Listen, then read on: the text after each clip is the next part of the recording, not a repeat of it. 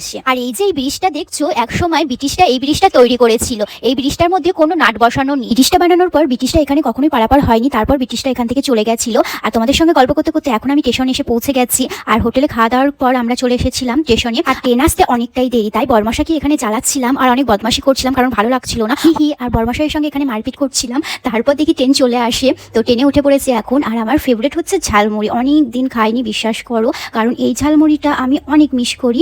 তাই এখানে এসে ভাবলাম যে ট্রেনে উঠেছে তো খাবো না, এটা কখনো হতেই পারে না। তাই একটা ঝালমুড়ি নিয়েছিলাম, ঝাল ঝাল করে মাখিয়েছিল লোকটা, খুব ভালো বানিয়েছিল। কারণ রাজকোট গিয়ে এইসব খাবারের কথা আমি ভুলেই গেছি, কারণ এগুলো ওখানে পাওয়াই যায় না। আর যাও বা পাওয়া যায়, ঠিক এরকম টেস্ট হয় না। তো আমি এগুলো প্রচুর মিস করি, সত্যি বলছি। বিশেষ করে ফুচকা, ঝালমুড়ি, পেয়ারা মাখা, কদবেল, এগুলো তো সত্যিই খুব মিস করি। এগুলো ছিল আমার সন্ধ্যের আড্ডার খাবার। মানে এগুলো যে এতই পরিমাণে ভালোবাসতাম, সন্ধ্যের সময় একবার যদি না খেতাম এই ফুচকা ঝালমুড়ি, তাহলে প্রচুর মিস করতাম। তো এখন আর সেটা হয় না, ব্যাপারটা অন্যরকম হয়ে গেছে, কারণ ওখানে পাওয়া যায় না। তারপর দেখি যে সিঙ্গারা উঠেছে।